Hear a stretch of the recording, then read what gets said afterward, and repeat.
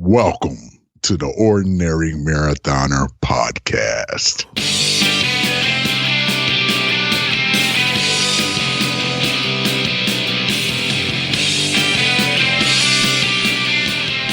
Hello and welcome to the Ordinary Marathoner Podcast. My name's Coach Scott. I'll be your host today. Got a great show for you today. Got another great guest, another first-time Ironman finisher.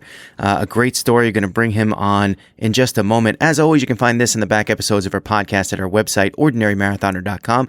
Check that out if you get a chance. You can also find us at the aggregators, Stitcher, TuneIn, iTunes, all those good things, Spotify, Google Play. Pretty much any spot, any place that you can find a podcast. You could probably find us if you look hard enough. You can also find us over at our YouTube channel, Ordinary Marathoner. That's what it's called. Go figure. But we just got over 100 subscribers over on the YouTube page. So we want to thank all you guys who have gone over there. Hit that subscribe button. It really means a lot to us. We're really looking forward to the next milestone over on our YouTube channel too. What do you think? 200? 500? 1,000? We're blowing up, people. It's incredible. Love it. Love it. I want to briefly mention Team Ordinary. We're ready to open shop for Team Ordinary. A lot of you guys have reached out to me. Some of you guys have already given me some bios for your bio page. We're going to be starting a race schedule page for all you team members out there. And right now, really the only thing that's holding us back from kind of doing a super launch thing here is that we ordered some gear. We ordered shirts and hats and bags and all that good stuff. We're going to do a gear package. We're going to send it out to all the people that kind of register for the team. And I was going to just launch it and say, you know what, we'll just start it. And then when the stuff comes in, we'll send it out. But Stephanie's like, this is why she's the smart one. Steph was like, you probably should just take a look at the stuff before you just start selling it, right? And you know what? She's right. She's right. And I don't play that way. I'm getting anxious, guys. I'm getting anxious. I feel like we've been working on this for like 2 months and I think it's going to blow up. It's a great idea. A number of you guys have already reached out to me and I've reached out to some of you guys, putting up some team bios up on the page as we speak. The page is like 95% done. It's teamordinary.com. You guys can go and check it out if you want. It's not officially complete, but I don't have the chops, the web design chops to kind of just shut the page down until I'm ready to go. So I just build it as I go, and I hope no one really finds it. But I've been talking about it. Some people have found it.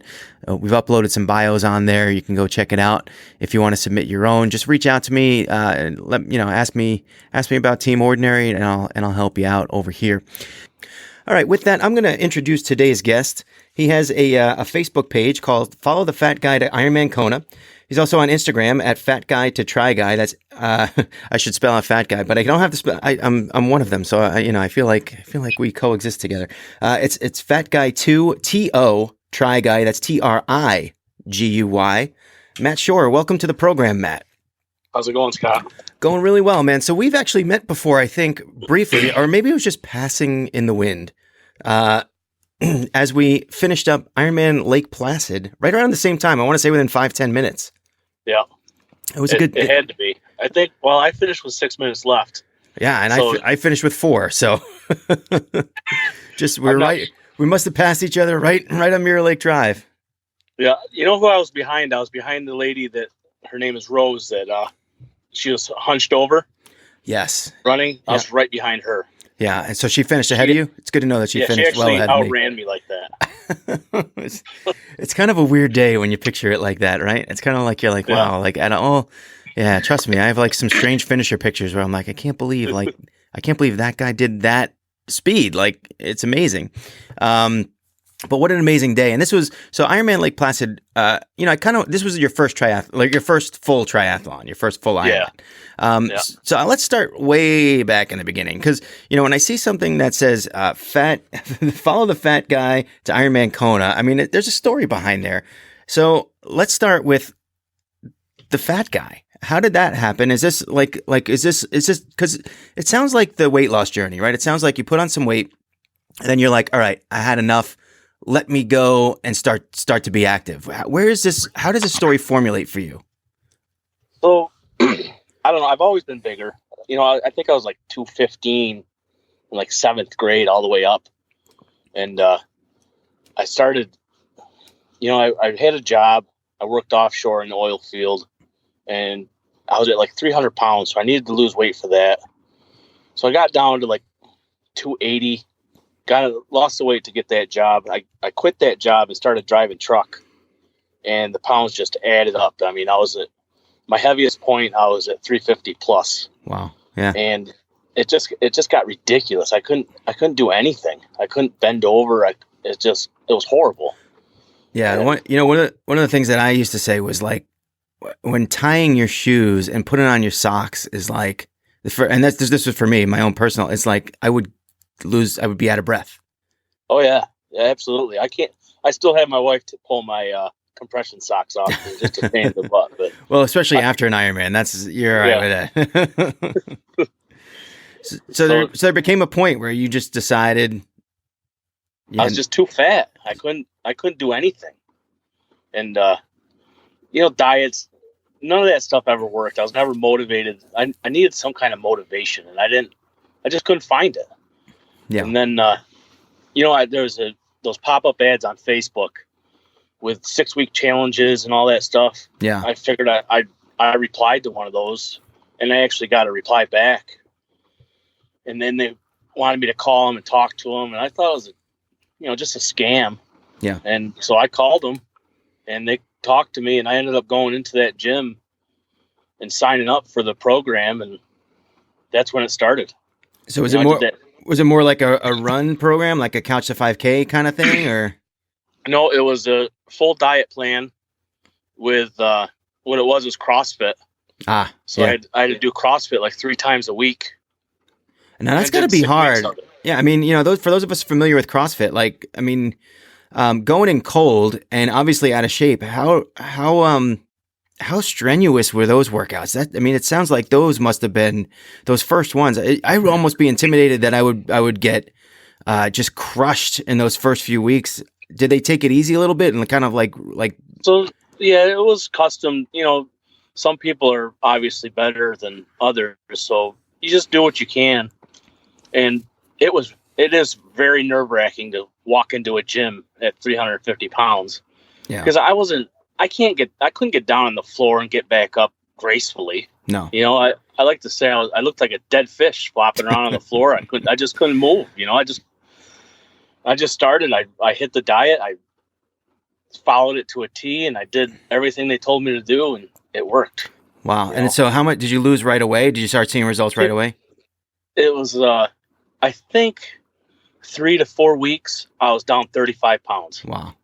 But a lot of times that happens with that initial burst of energy, and you start seeing some improvement, and you're like, and you probably saw a lot of improvement in your strength, and I bet you weren't, after a while that dead fish isn't really happening after a few weeks. No, I could get up off the floor pretty well after that, but I'm still a big guy. I'm still 286 pounds, and you're pretty tall too, right?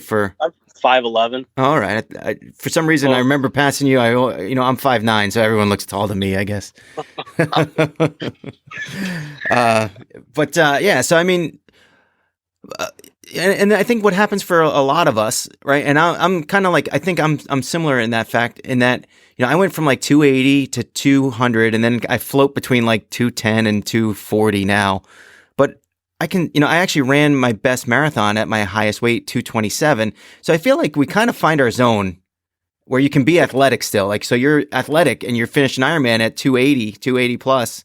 Well, that's what's kind of baffling is I think I've got to be one of the heaviest guys that signed up for Lake Placid. Yeah. I don't know if there's, they don't list weights or anything, but 286 pounds it's still friggin' huge. I'm still huge, and I managed to finish, but. And then they go and they put us into Lycra, like they have to do that. That's the other thing. When before that 6-week challenge, I bought a Marlin 5 mountain bike. Yeah. I put a trainer tire on it, and I bought an indoor trainer. I was embarrassed to go outside and ride a bike or run or anything. I rode that bike for about 15 minutes and then used it as a clothes rack pretty much. Yeah. So how long ago was that? That was, I think that was March of last year. Yeah. And then right around the 5 to 6 week point of my challenge, I went back to the bike shop. I traded that bike in for a road bike, and I started riding my bike. Yeah. And that's when it all started, really. I mean, I got on that bike, and I've always ridden bikes when I was, I've had all kinds of road bikes and mountain bikes, and growing up, I just haven't done it in years. Okay. So let's kind of get to that point. At what point, and I'm assuming, I don't know if you're a swimmer either. I mean, that's like another thing. It's like, I remember starting and thinking, oh, the bike, I'll be able to get around the bike. But the swimming I'm going to have trouble with. And it turned out to be exact opposite. The bike gave me trouble and the swim wound up being easy or easier than I thought. But at what point for you did it, it sounds like, all right, now you're doing the CrossFit, you're starting to see some of the weight come off.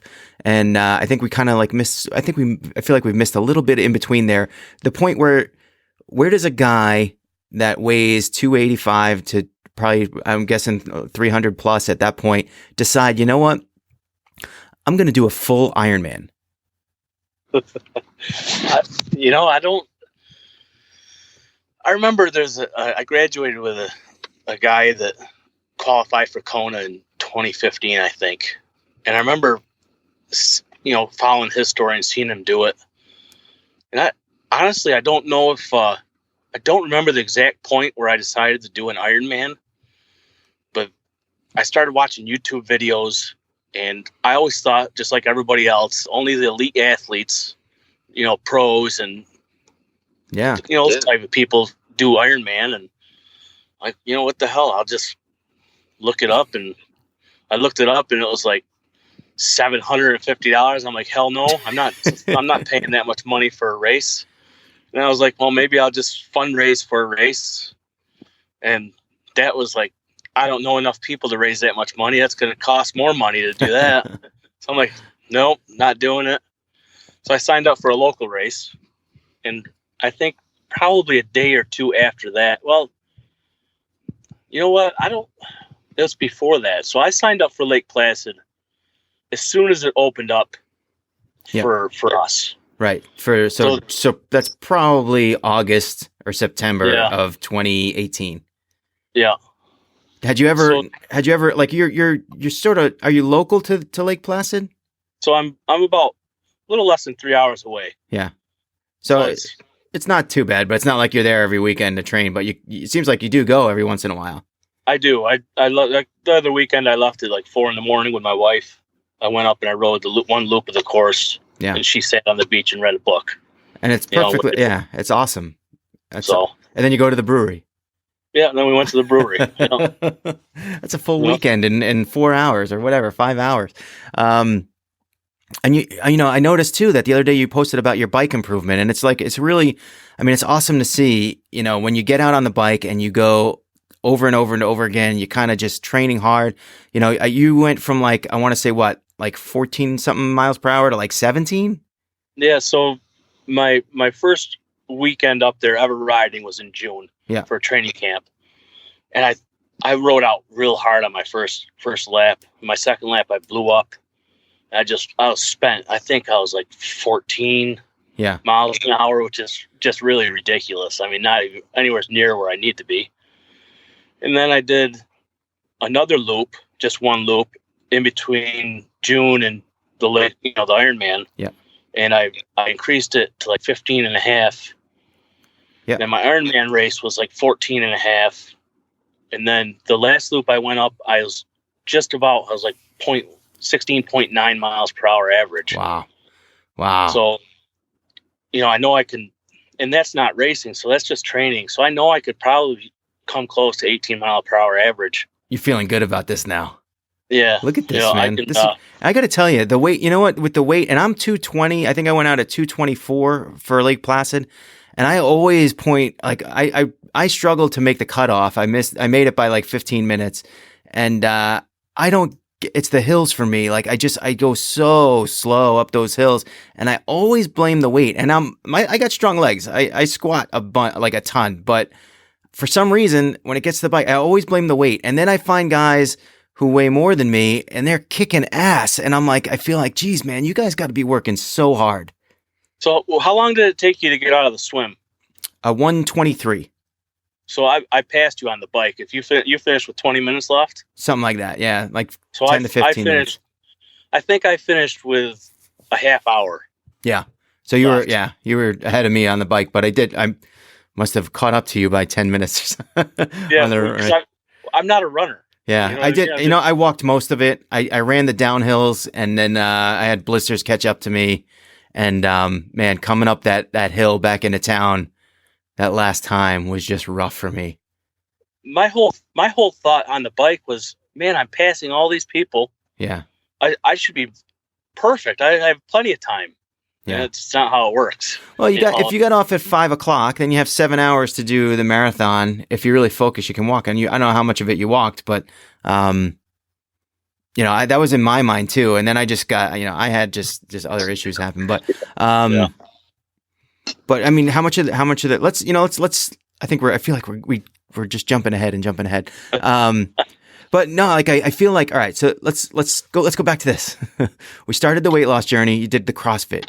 You started training for the Ironman. You signed up for it. You're like, all right, I'm doing it. You're working on the bike. You got the road bike. You're working on the bike. Now, let's fast forward. How are you feeling coming into race weekend? Were you feeling like, I mean, this is your first Ironman. Are you self-conscious about the weight? Are you self-conscious about your training and how what kind of shape you're in and whether or not you can actually do this? What's the mindset going into race day or race weekend? I wasn't nervous at all. Yeah. I've been training. I was training for a year, so right. I was pretty confident. And with the training weekends and the rides and stuff, I thought I was ready. I was thinking 16 hours. But it just. Nothing goes as planned. It's hard. Goes as planned, but especially for your first one. I mean, I lined right up with my swim with 2 hours, and I finished just under 2 hours. Right. And the funny part is when my first triathlon was Cazenovia, and it was just a sprint try. I signed up first for the aqua bike because I wasn't a runner. I got really bad shin splints. Yeah. And when I got closer, I'm like, screw it. I'm just going to do the whole friggin' thing. And I didn't swim once before that triathlon. Like you didn't know how to? No, I knew how to because as a kid, I was on a swim team. Ah, there you go. You still muscle memory. You'll be all right. I knew the strokes. Yeah. So I got into that water and probably 25 to 50 yards of the in my mind, perfect, most beautiful freestyle you could ever imagine. And that was it. Doggy paddle, backstroke, breaststroke. Really? For the rest of the time. And I couldn't. I finished it. Was it the open water or because you just hadn't been swimming? Just wasn't conditioned for it. Yeah. And then I got on the bike. I'm like, I'm going to hammer the bike. I love the bike. Yeah. So I did hammer the bike. And then the run was shin splints and walking. Yeah. So I think my time was 2 hours and 8 minutes for that short sprint. Yeah. Well, hey man, you got to start somewhere. You know what? Sometimes I feel like with a lot of those events, your first triathlon, the biggest difficulty is registering. Yeah. And then, you just got to get out, and then you get out there. And I mean, really, like our sport, people support one another, so it's not like, I feel like, they're 95% of the people, if not more, they don't care how much you weigh. They just, and they, if anything, they see you out there and they go, wow, that's awesome.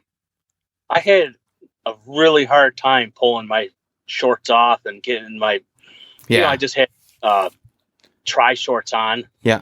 And I'm just not that person. I just don't wear skin. I wore a swim shirt for my first triathlon, and I'll never do that again. That was just a nightmare. But I didn't show skin. I'm a fat, pretty much, and it's just kind of embarrassing. So but you're out there and you're working at it. I think it's funny. Like we talked about this a bunch on the show. I feel like lately is sometimes I see someone who's running and I know that they're having a hard time. And I know just by looking at them, I was that person. That they're struggling, and this may be their first time out, and there's certainly there's an embarrassment factor that I felt once that obviously you're describing here, and it's like the part of me just wants to go over and just be so supportive to that person, but then there's another part where that person would if you mention it, or if you point it out, or if you say something to them, that'll embarrass them even more. And they don't want to, it's almost like you're taking pity on them or something. Like it's just the mindset, I think, of taking those first few steps and being so self-conscious about it.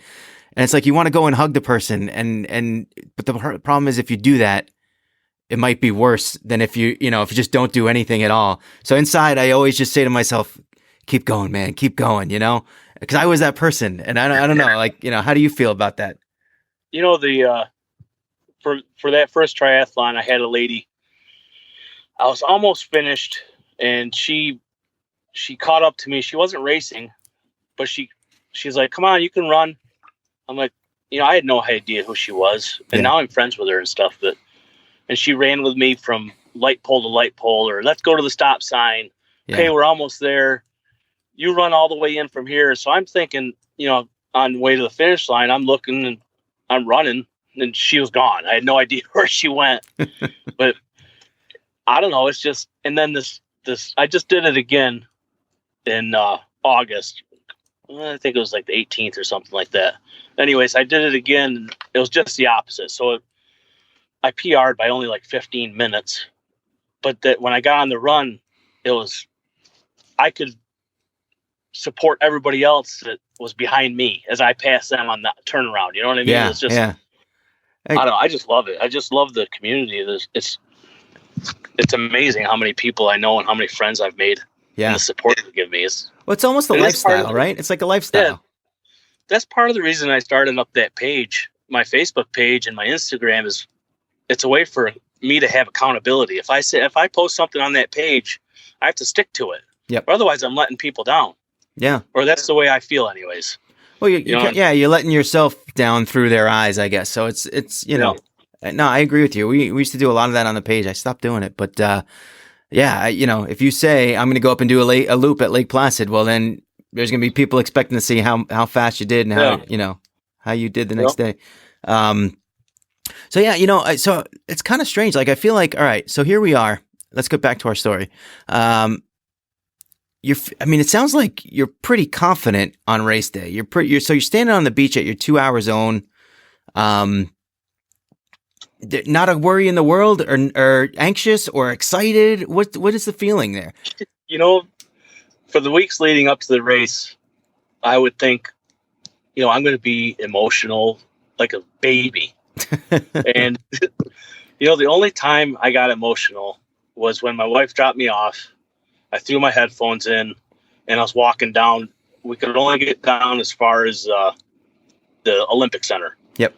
So I walked down and I was listening to I can't remember the name of the song. Anyways, and I just started thinking about everything. I got emotional, and then it turned off. I mean, as soon as I got into hanging stuff up and taking care of everything and attending to my bike, that was it. I was just no emotions. I was excited. Yeah. And let's get this thing going. Nervous. Right. I wasn't nervous at all, and I don't really know why I wasn't nervous. I should have been, but I wasn't. It's kind of you're standing amongst 2,500 of your best friends. All of us look the same because we're all wearing wetsuits and green or orange or pink, whatever the colors were, the swim caps. You can kind of get lost in the crowd if you want. And I've had different emotions at different races, so it's hard to pinpoint why some days I feel different than others. But I think for you doing your first Ironman, you had some familiarity with the bike course, and I think that probably helped you. Would you say like those practice rides that you did? So for me, especially that first year, not having, like, I never rode that course other than on the trainer, like a mock course on the trainer. And I had no idea how fast I'd go. So that probably gave you a lot of comfort having ridden the course before, knowing that you could do it.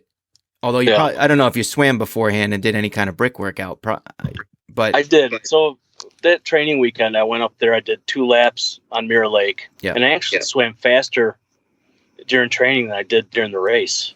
Mm-hmm. I think it was probably because I didn't want to blow up or anything. Right. Save a little. Also, the traffic in there is sometimes you got to fight that traffic. that wasn't bad either. I was lined up perfect, so I didn't feel anybody pass me. I didn't know.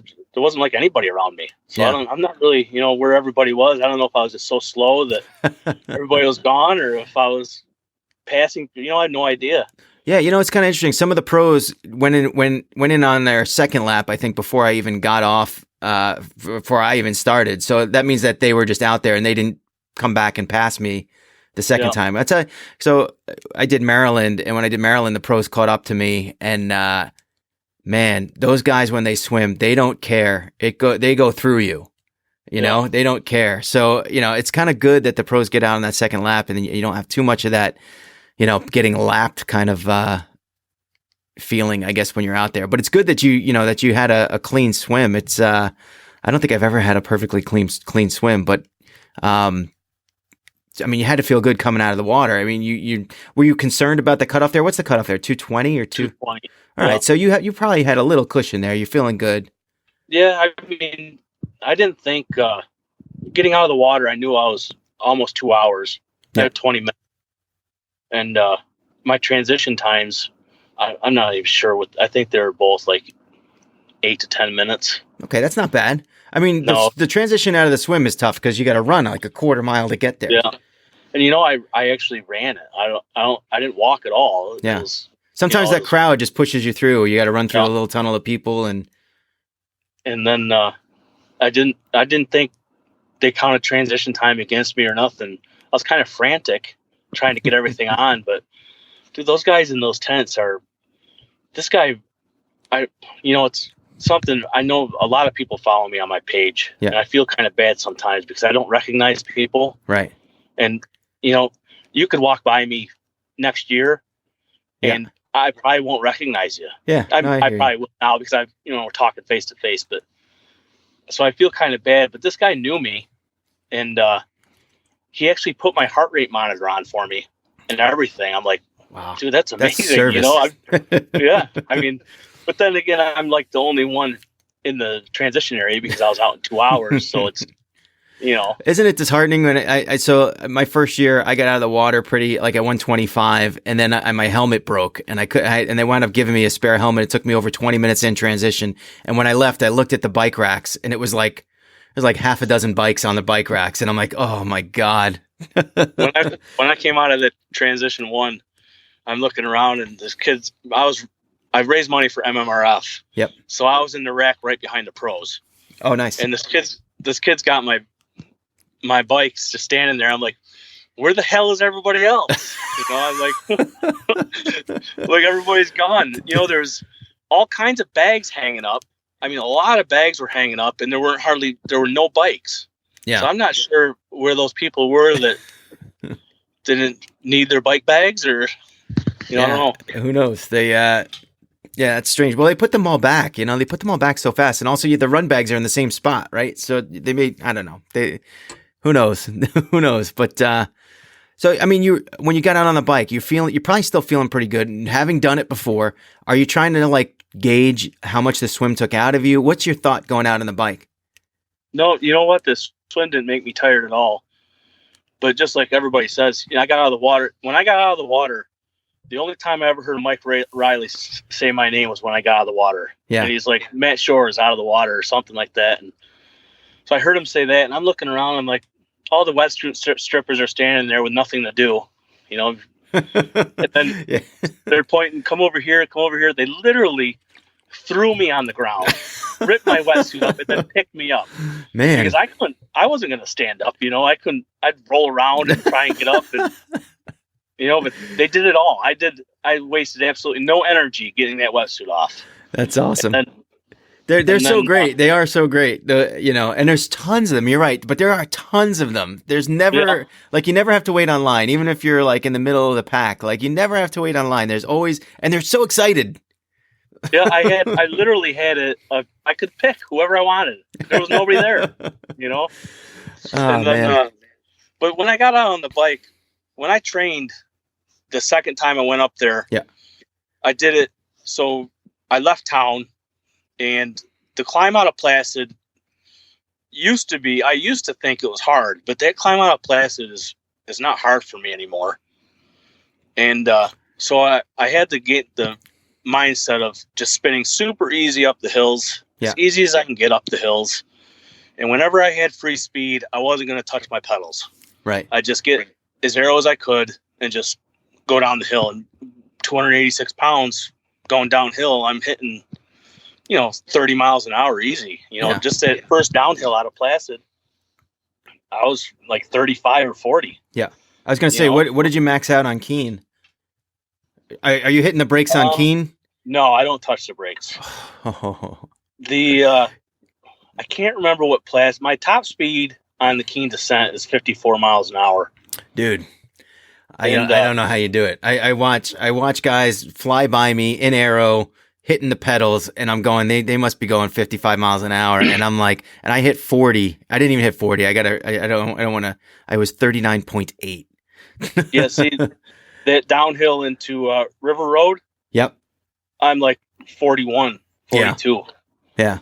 So it's.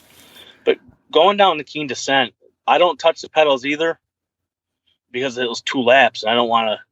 Yeah. It's free energy, or it's free speed. Yep. So I didn't do anything. I just get frightened that I'm going to wind up pasted against the rocks. I don't. Well, the good part about it is I actually help out at a bike shop. Right.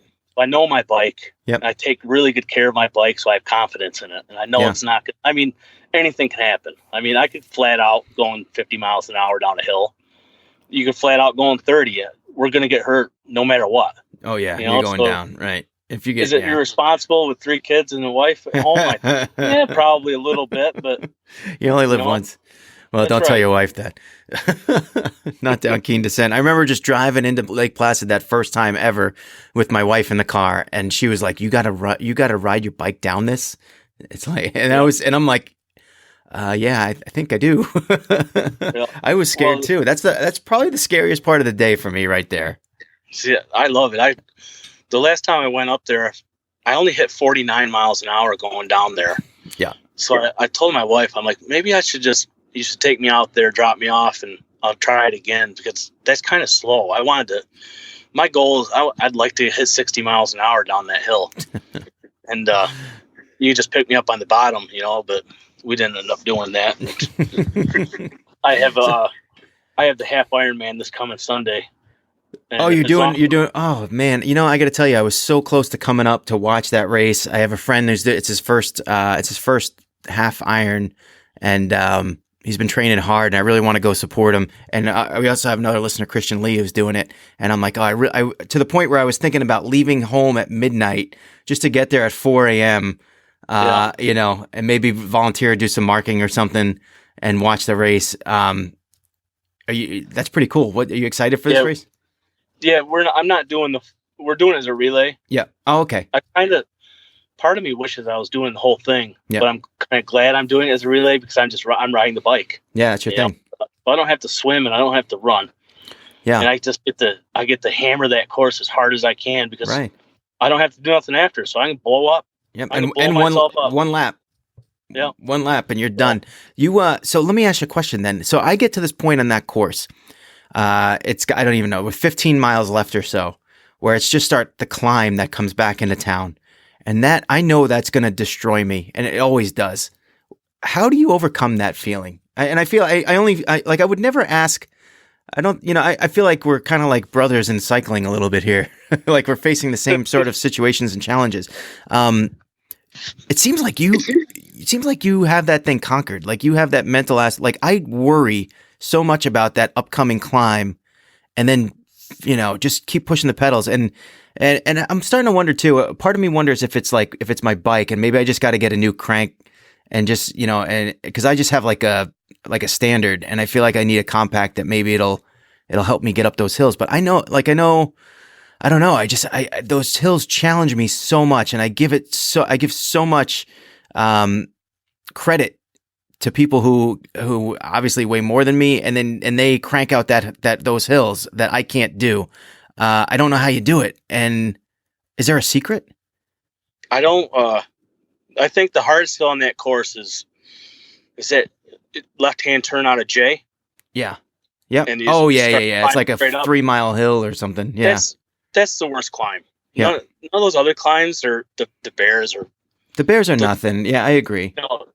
I mean, I don't know, but You know what it is for me? What it is for me is that it's the constant climbing, and it's that there's rarely any sort of spot where you're talking about free speed before. So you climb, and then there's always like a little bit of an incline. So you never really can. You're always pressing the pedals. You never get that, like, you rarely get even like a flat those last 15 miles. You know what I mean?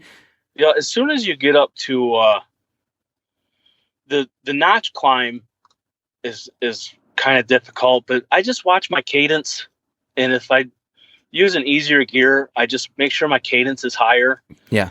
If I get down, I watch my speed too. So if I get down to like 5 miles an hour, yeah, I make sure I stay above 5 miles an hour, especially on one loop. Yeah. On 2 loops, you just do what you can. I mean, if you're going to go 3 or 4 miles an hour, you may as well get off and walk. Yeah. And walk faster.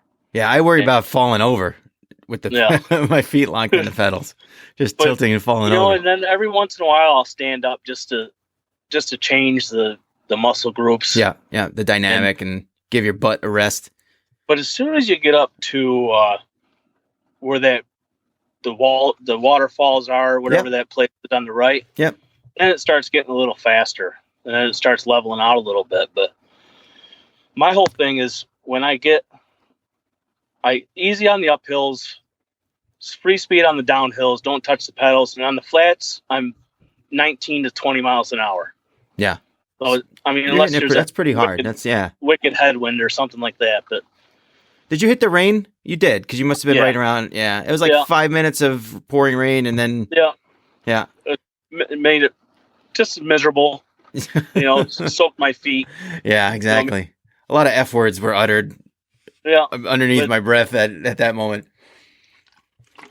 So let me see. So it sounds like you had a pretty clean day up through you knew you were going to be 2 hours in the swim. You said you didn't feel overloaded or anything coming out. You felt like you're in good shape to do the bike. I feel like mentally you're in a good place here. And, so you get off the bike a half hour before the cutoff, and, you got 7 hours to go. Are you concerned about the run now, or are you like, oh, I got this? No, that's what I was really concerned about. Yeah. Because it took me, I did one out and back during training, and it took me a little over 3 hours. Yeah. Now, are you walking most of it? Are you walking all of it? Are you? On the way out of town. So when I left town, I ran. Yeah, and that's nice to get to the downhill, right? You get especially. Well, then you have all these people cheering you on, and you don't want to look like a loser, I guess, and walk. But a lot of people walk. Nobody thinks that. Yeah. But you just feel like you're a hero, But and I got up past Lisa G's, past that first aid station, and then I started walking, and these a girl and an older guy, and I'm not sure how old he is. He was late 60s anyways. We're walking, and she had a torn hamstring, and he had a knee brace on. Yeah. That's the knee brace guy. Did he DNF? I wonder if that's the knee brace guy that I saw. Yeah. He is. I saw him getting on the four-wheeler. Yeah. Oh, you did? I was extremely jealous. Yeah, me too. I saw the whole thing. We must have been right next to each other. Yeah. It just, you know what it was? It was the ease at which he did it. He pulled the guy over. The guy came over. He said, I'm done. My knee blew up. I need a ride back. They gave him a helmet, and he hopped on. He's gone. And I'm like, wow, I could do that. Well, I ran a little bit, and then I walked a lot. Yep. But those two outwalked me. The whole time he was a fast walker. Yeah. He was a super fast walker. They were gone. I stayed with them down on River Road, and then I tried to stay up with them and tried to catch them, and I just couldn't. But you know what else happened to me is the second loop of my swim, I cramped up. My legs cramped up, and I couldn't figure out why. I think it's because I tense up. Uh-huh. And there's lots of reasons. I've had the same issues at times, but go ahead. I got on my bike, and that felt good, but after a little bit, my legs cramped up. I cramped from the swim all the way to the friggin' finish. Yeah. And it was just horrible. And I couldn't get rid of anything. I tried everything. So what cramped up for you? Was it calf, hammy, feet? My calves, my quads, and my hams. I tell you, they all did. There's nothing scarier than being in the water when that happens, because it can hurt so bad. Oh yeah. I mean, it's almost like you if you stop, you cramp. So you got to keep going to get rid of those cramps. But And once I'm out of the water, I was fine. And then on the bike, I mean, my quads and my hamstrings were just toast. Oh yeah. I mean, ridiculous. So I actually did walk on the bike. Did you? That climb from the Hazelton out and back. Yep. I walked up that hill. Yeah. And that was because of the cramps? Because I had very similar. Yeah, very similar. I had to get off, and I had to try and do something to get rid of these cramps, because otherwise I was just going to lock up, and I would have been finished. We don't want to be locked up on the bike either. That's the worst thing. You can't get out of the pedals. You're going to fall.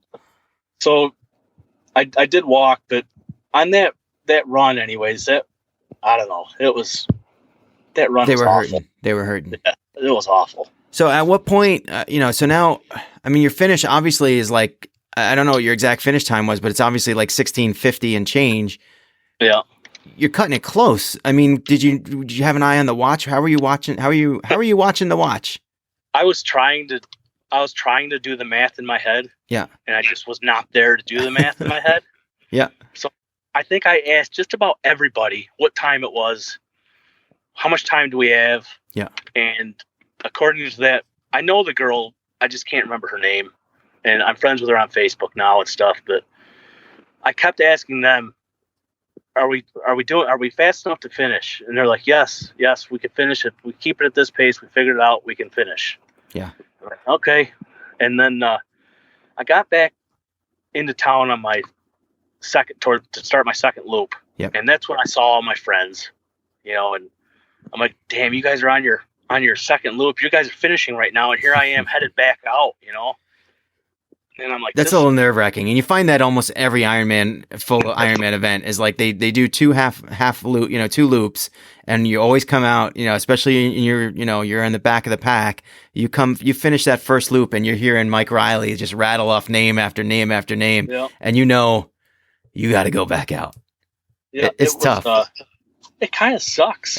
But then, I'm running up Mirror Lake Drive, seems like forever. Yeah. It took forever to get back out on, but I ran the whole thing and I felt really good. And then I look over and I have my best friend standing there with his wife, and my wife and kids weren't there, but I told them from the get go, I don't need to see you every lap. Yeah. And, my son's only 3, so he needs a nap, or, he can get cranky. And I knew it was going to be a late night. So I said, just do what you need to do to relax and make it decent for you guys. And they're all tracking me. And I think it said 6 minutes to spare. So my friend yells out, you got to stay at this pace or you're not going to finish. Yeah. I'm like, crap. So, which was good. I mean, so I ran all the way out of town. All the way to the top, all the way, and to the end of River Road, to town, to town. What's that? Through town. Yeah, just through town, up Mirror Lake Drive, down past Lisa G's. Yeah, and I had to walk. Right. Well, then then there's that little bump hill there that that you gotta. After that, I was like, that's when it got super dark, and I just couldn't friggin' get out of my head that I was going to DNF, and I just was not going to finish, and. I tried, I don't know. It was like my mind was shot. I just couldn't think of anything. I couldn't do anything to get me out of that place. I got to tell, after 16 hours of being out there, you've been out there since, you've been up since 4 a.m. You've been out, you got to go through the mental kind of gymnastics of starting and getting over that hump. And then you're out there, the swim 2 hours, the bike 6-7 hours, whatever, 7 hours, whatever it is. Now you've done 22 miles of a marathon, and it's within your grasp, but your brain isn't there. It's just not, it was, when you're training, even like the other day, I was even the Kaz sprint that I did, Yeah. you know, the music playing and I'm running, it's only a 5K, but I get the runner's high, and I can pretty much get a runner's high whenever I want. Just if I smile and think of like my older brother or think of my family or whoever, and I get a runner's high, and I feel like I can go forever. That second lap of that run, I tried thinking of everything. Yeah. It did not matter. Right. Nothing. If somebody says you dig deep for your positive little thoughts, forget it. Yeah. It doesn't work. You know what? It works to a point, and then at some point it's you and your feet and the road, and that's it. It's just how much you got inside of you, and it doesn't matter, you know, who you think of. They could be cheering me on. Oh, you got this. You can do it. I don't give a crap. Right. You know. Well, then you watch the guy, right? And then you watch the guy jump on the cart, and you're like, wow, it's that easy. Yeah. To finish. I mean, it does take something there. It does, you know, when you see that, I mean, at least for me, and it sounds like you had the exact same feeling. It's like, man, it's like, you know, yeah, it's been a long day, but I've accomplished so much. I mean, geez, I'm 24 miles through, and, you know, it's practically a full one anyway. It's like your brain gives you reasons to quit as opposed to reasons to keep going on, and you either just do it or you don't. I think part of me, well, a lot of it was, how am I going to explain to everybody a DNF? Right. You know, it was in my head. If I DNF, I'm shutting all my social media off. I'm just going to be done with it all. I'm going to bury my head in the sand, and that's it, you know, because I just don't want to deal with it. Yeah. You know, I didn't. And then, I'll tell you how you deal with it. You sign up for next year. Well, yeah, you know, but that's not your train of thought for when you're in the middle of it. I know. You've only got, you know, 10 miles left. Yeah. And on the way back from the turnaround out on River Road, that's when it just got really bad. I mean, I had some lady offer me one of them glow necklaces. I'm like, just get that shit out of here. I don't want nothing to do with that stuff. I don't want anything else on me, you know? It's extra weight at that point. Yeah, you know what the funny thing is? It's like as if it's going to light the way. Like it doesn't light the road at all. The road is pitch black. No, the best it does is you can see yourself, you know, you can see other people wearing it. That's it. That's probably where you passed me. You must have passed me on the run. I bet then maybe I repassed you. That's what happened. Yeah, because you know what? I'll tell you what happened. Because if we were right at the same spot when that guy pulled off, because that was right on. Let me see. You make the right at the ski jumps, and it was somewhere between there and town. If like right near that. Remember you said the downhill coming out of town before you hit River Road. It was around there where the guy, if that's what your recollection is. Just before that. And I feel like it was right near the bridge, like right on the bridge, practically. But my mind is fuzzy when it comes to this. So I think that I probably passed you on the run, and then I had nasty blisters, and I wound up going up that hill into town. I did like a 22-minute mile, which is probably where you passed me back.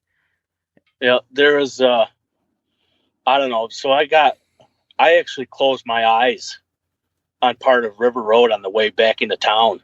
Yeah. I don't know if I fell asleep. I might have fallen asleep. I was just exhausted, you know, and so I get to the bottom of, right there on the corner of River Road and what's it? I don't know the name of that road. What's it, like 84 or 86? I don't know that. Yeah. Whatever that main road, right there by the ski jumps. Yeah.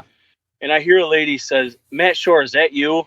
I'm like, what the hell? I do not want to talk to one of my followers right now. I just want to be done. You know, I didn't want to deal with it. Yeah. I think at that point there's 6 miles left.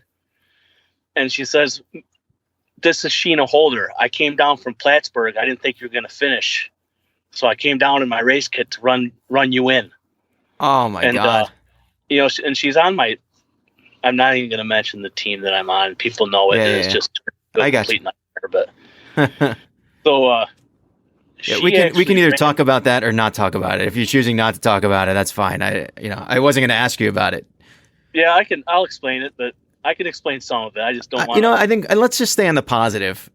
Yeah, let's stay on the positive for the podcast. So she ran with me and watched her watch. She's like, "Nope, you're doing fine. You keep this pace. We're gonna finish. Come on, we got to run." And that's when I was up behind Rose, and she was running me. At one point, I passed her. Then she passed me. But if it wasn't for her showing up at the bottom of that by the ski jumps, I don't think I would have finished. Yeah. And I don't know if it's actual legal or not, but you know what? At that point, it's all legal. It's all legal. I ran with friends they were volunteers, so I was telling and I ran with my daughter for a small period of time. But I feel like people under the age of 11 should be allowed to help their dads if they need to. No one ever touched me or carried me or did any, it wasn't like that. It was just I never got any. The only help I got was from her running with me, telling me, "Yep, you're gonna finish." And I feel like, especially for the in the back of the pack, like that's kind of like the spirit of the race. That's kind of it's helping other people achieve it and get there. So, we get up to shoot. I think we just got off the climb, and there's another lady that I know and she's local. Her name's Betsy, and she's like, "I just put my sneakers on to come down and meet you. I didn't think you're going to finish, so I wanted to come down and get you moving." But Sheena had me, so she went back to the finish line, and I don't know. We got up to that climb, that climb right back up into the circle or the town there. Well, someone called that Subway Hill. Yeah, Subway Hill, which I didn't even know was a thing until a couple weeks ago. But yeah, that's a nasty hill. The way I said it's a hill that has no right being in any race whatsoever, especially at mile 24 or whatever you are at that point. Yeah, and then I didn't think I was gonna. I still was not thinking I was gonna finish until I hit Mirror Lake Drive. Yeah. On the way, just to do that out and back. And then I'm thinking, yep, I've got it. I'm going to finish. And then I got to the turnaround, and that's where Grace's family was and stuff. And apparently her mom follows me on Instagram because they were really cheering for me when on the bike and stuff. And I'm like, dang, who are these people in the tie-dye shirts? I'm like, and that's the Grace people. Her name is still. Was it you that told me her name is still written all over the road? I was up there. I don't know, last weekend, the weekend before. I think it was whenever it was. But yeah, her name's still in the road. And I'm like, that's pretty cool. And from that point on, I got up to the oval. Yeah. And that's when Sheena left me. And I didn't see her the rest of the night. They drove back home as soon as they got back. I think they left. But I got around the oval, and I looked at the big, I started walking. I was walking inside the oval. Yeah. And they're like, no, you got to run the oval. And I'm thinking, I'm not running the oval until I get up closer. Then I'll run and make it look good, Right. I don't have the energy right now. Get that last turn. And I looked up at the screen, and then I just looked down on the red carpet or whatever it was, and I just see all these people. I put my arms up, and I don't see my family. I don't see any of my friends. I saw absolutely nobody. I saw Mike Riley holding his hand up. And then a friend of mine, Steve Tibbetts, just passed there. I gave him a fist bump as I crossed the line. But I don't remember any of it. I never heard Mike Riley call my name. Yeah. Did you watch the finisher video? Did he call your name? I think so. I don't even know. And you know what? It doesn't really matter to me. No. I just wanted to finish. I just wanted to cross the line. But what was amazing is the crowd was so loud.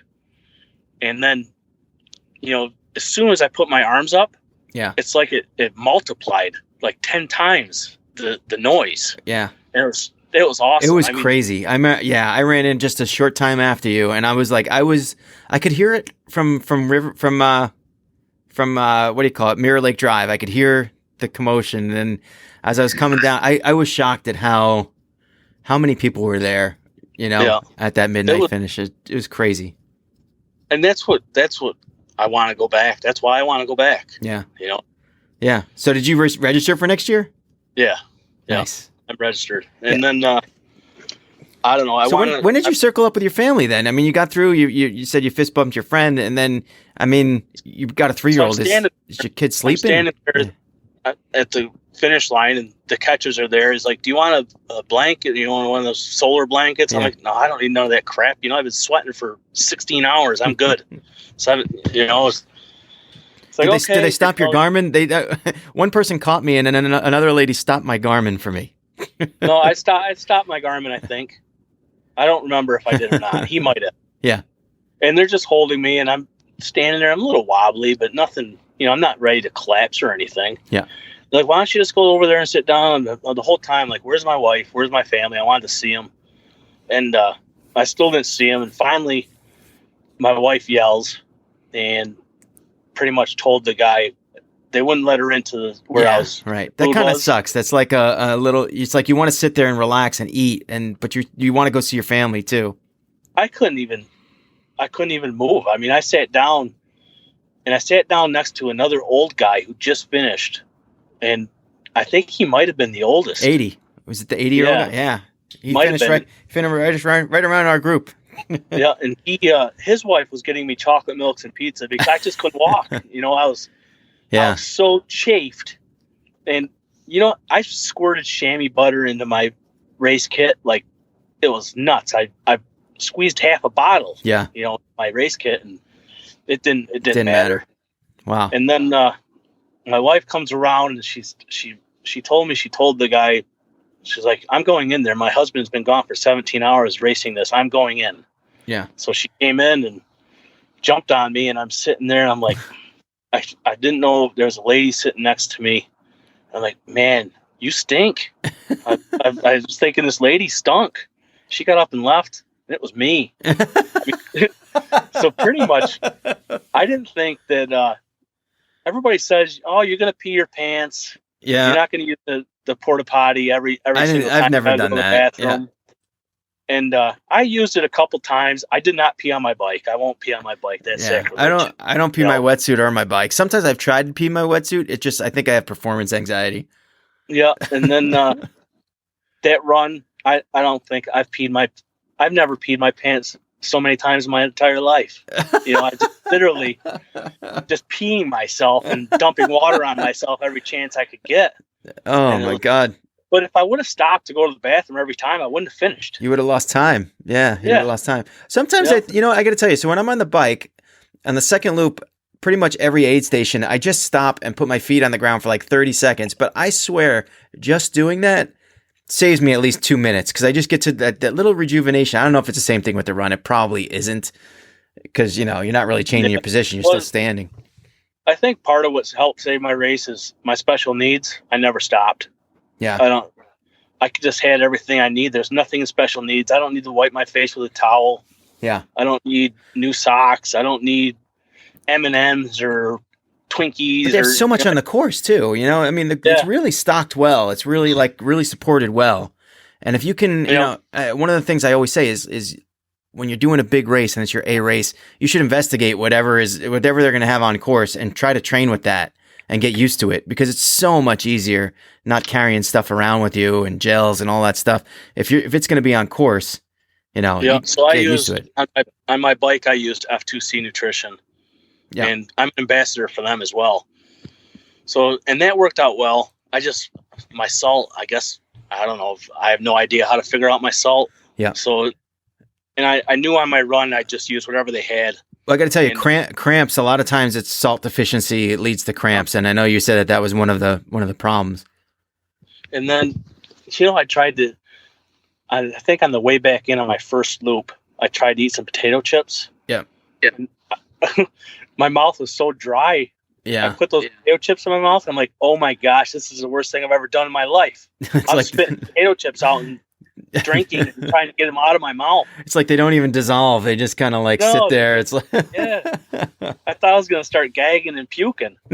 It's just the things you learn. But you're going to get better at it, and that's the thing. So what I want to talk to you about too quickly is before we go, it's not. I noticed your Facebook page. It's not follow the fat guy to Ironman Lake Placid. And I mentioned this to you once before. It's follow the fat guy to Ironman Kona, which means this journey for you is not over. It's really just begun.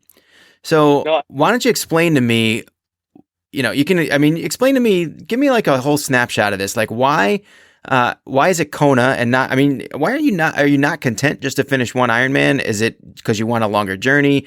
Are you looking, what's the deal? Obviously, and also explain to us how you would get to Kona. So who doesn't want to, that's the big show.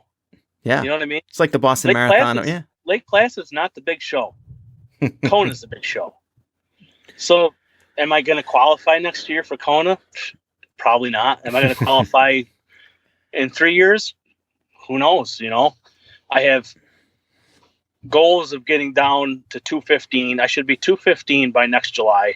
Yep. I have a plan to be down at 215, and that should make me a lot faster than what I was. Yep. But for me, I signed up for Lake Placid. I just watched all the videos. I've seen every YouTube video on, ever made of Lake Placid or pretty much any Ironman in the United States. I've watched all of them, and I've watched them multiple times. And then I watch all the Kona videos, and then I watch like Marcus Cook's story, and I've seen everything. So going to Lake Placid it's enough, but it's not enough.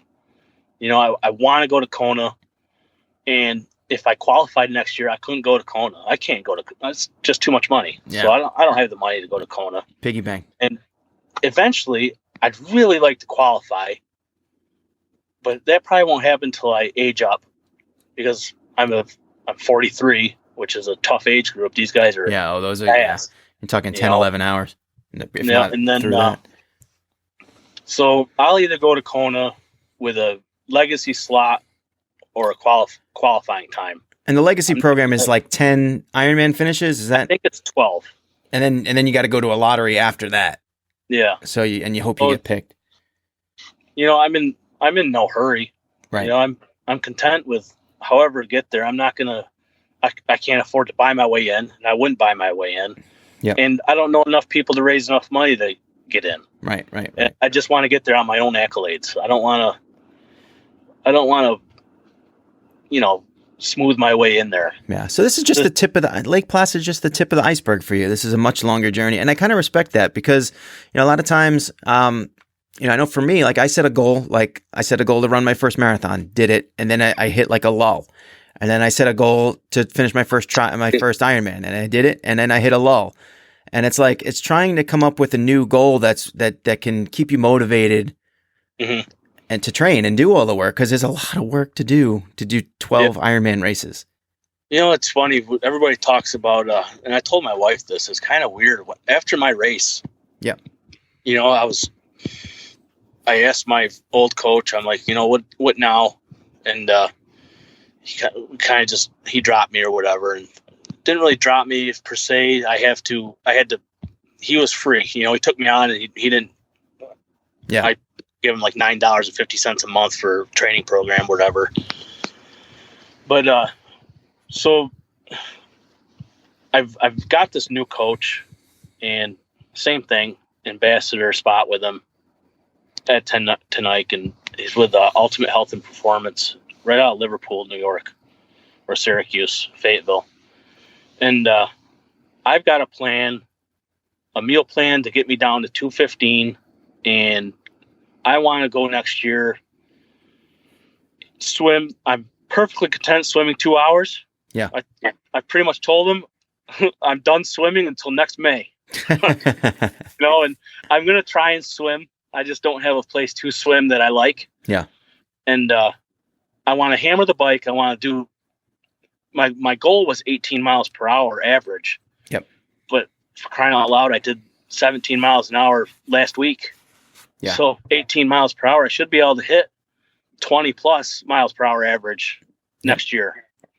And then just enjoy my marathon, because I don't remember hardly anything of my second loop. Apparently somebody gave me a ham sandwich and I don't remember this ham sandwich at all. I just That's have awesome. no idea, so it's, you want to remember, you want to enjoy it. You want to, I got it. It's a good point. And so that's kind of like your next step. It sounds like you have a nice little progression, losing the weight, enjoy, and watching the training improve and watching your results improve. And by the time, who knows, and that's the thing too, is you never know how, you get to 215, how fast you're going to be. It sounds like you got plans, you got ideas, but you never know. It could be faster, it could be slower. Especially, knock on wood, like things like injuries and stuff, but, you never know where that road is going to take you. But I like the fact that you have a nice long-term goal there for you. and just keep plugging away, man. I don't know. I really want to go to Kona, and I'm just in no hurry to get there. Yeah. You know, a lot of people are in a hurry to get there, and I'm not. I'm content. I'll do Lake Placid every single year for 12 years. Yeah, there you go. I will. I mean, I originally thought that's one of the things is it's to do for me to go down to Maryland or Mont Tremblant. It's like a 5 or 6 hour drive to both of them. Yep. And there's no way I would ever do another Ironman without riding the bike course, running or swimming first on that course. I would never go in blind. Yeah. I think that's what really helped me. Like you said, you know, it's just me being able to do the course before the race. Yep. Having that experience. Is why I wasn't nervous, you know, because I knew exactly I knew what to expect. Yep. You know where the hills are, you know, I knew where the bumps were. I knew everything about that course. And yep. I not only rode it, but I drive around it too. Yeah. You know, I drive the course, I ride the course. That's great, man. And just being familiar with it is, that's a lot. That's a great tip for those of you guys out there who are looking to do your first and, you know, get familiar with that course, get familiar with the terrain, all that stuff. It obviously helped for you. And, you know, that's one of the things too, is, this started out all about me, you know, it was just me and my journey. And I never thought it'd turn into inspiring anybody else to go out and do what I'm doing but I get messages all the time about, oh, you inspire me to, I guess I inspired some guy to sign up for his first race. Yeah. You know, isn't that an awesome feeling though? It is an awesome feeling, but at the same time, I want to be as humble as I can. You know, I don't, nobody's special. I'm just average Joe who decided to put up a Facebook page and get healthy. And I got to tell you, you know what, there's so many of that out there. And I think what happens is, and I deal with it obviously with the podcast and that angle is, there, you know, when it comes to social media, there's a lot of people who I wouldn't even say people. I just say there's a feeling of some people are genuine and some people aren't as genuine, and some people are trying to pull one over on you, and some people are trying to sell something. And I think when you act genuinely, as I feel like you are, I've seen even before we talked, I've seen you post on the Lake Placid page, and it's genuine and it's a genuine story, and you can see the improvement that you've gone through and all the trials and tribulations and all that stuff, and you put it out there and it feels real.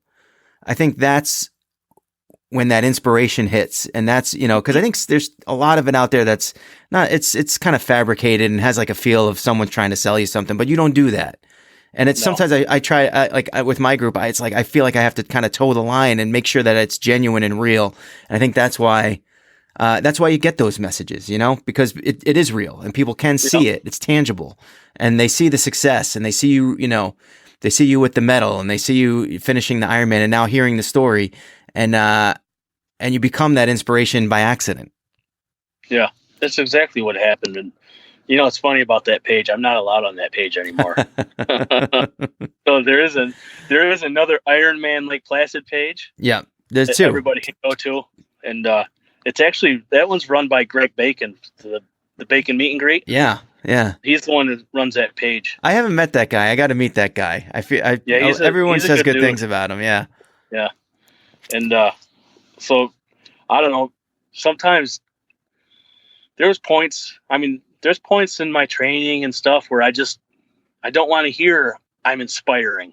Yeah. You know, I'm just having a bad week. I don't want to hear that crap. Yeah. You know, it's not crap, but I'm human. So that's like being at the bottom of River Road. Somebody wants to shoot the shit with me as I'm going through the worst moment. 20 miles into a marathon. I just don't want to hear it, you know. But then there's people who message you and say, "Wow, I'm losing weight. I'm doing exactly what you're doing," and I'm like, "That's friggin' awesome. I love it.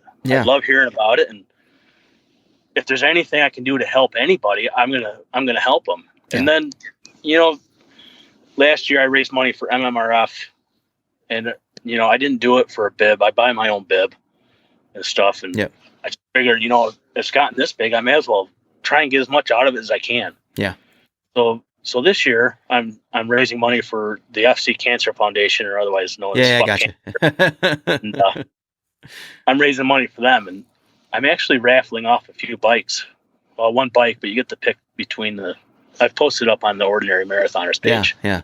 And so, I mean, why not spread it? I mean, it's not about me anymore. It's 50% about me and then 50% about helping others.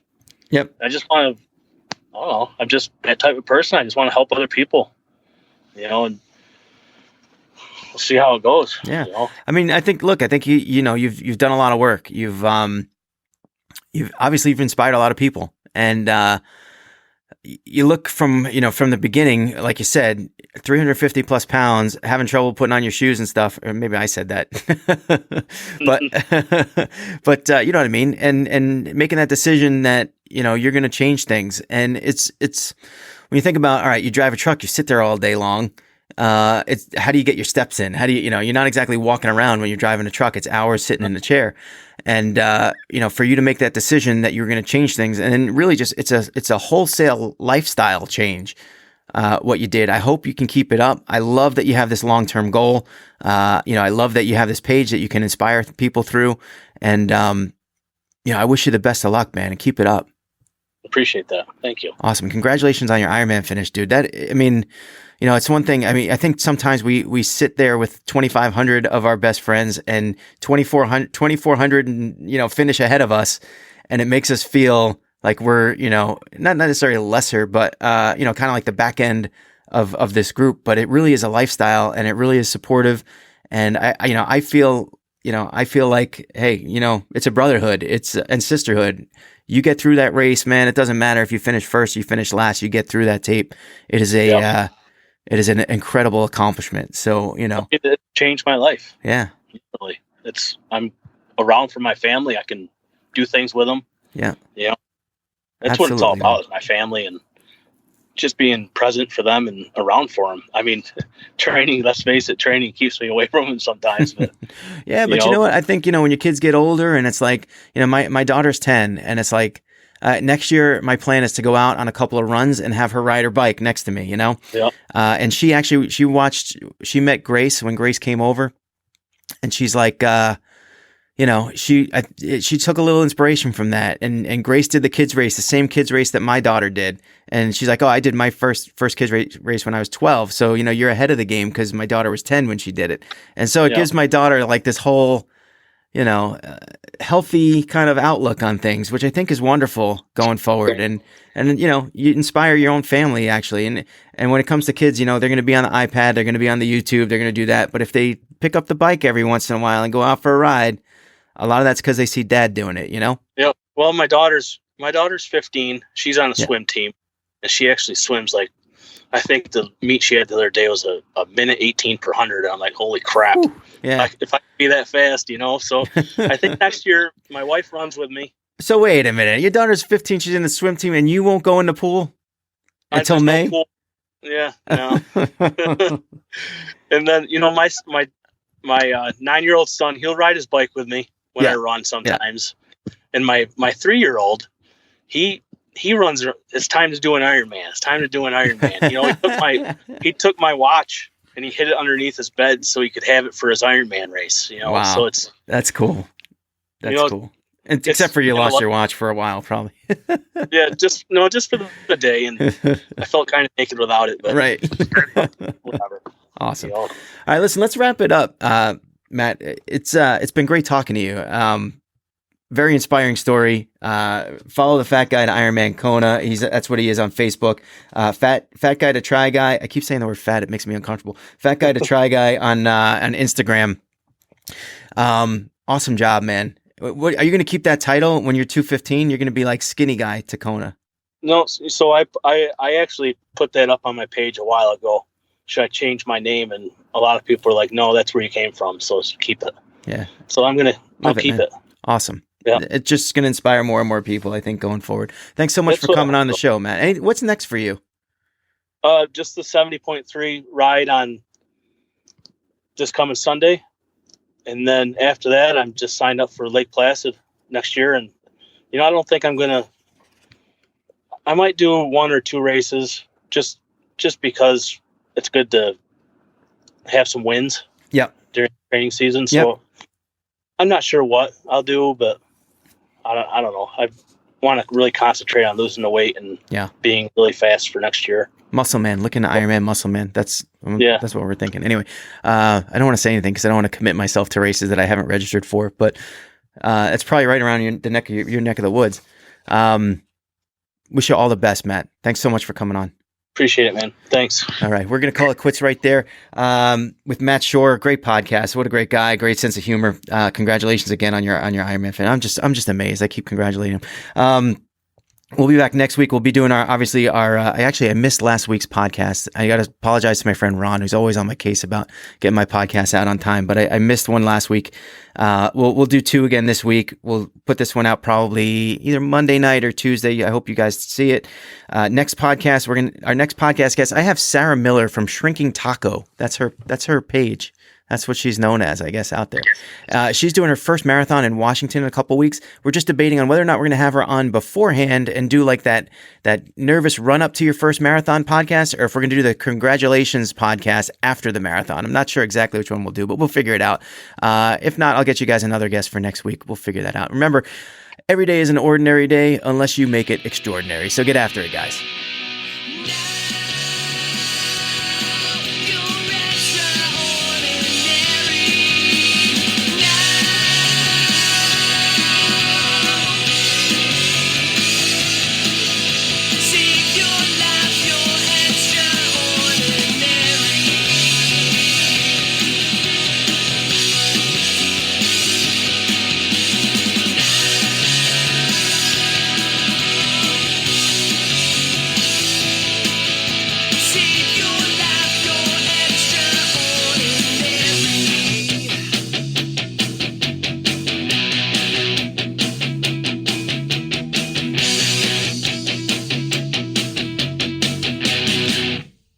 Remember to like our video and subscribe to our channel.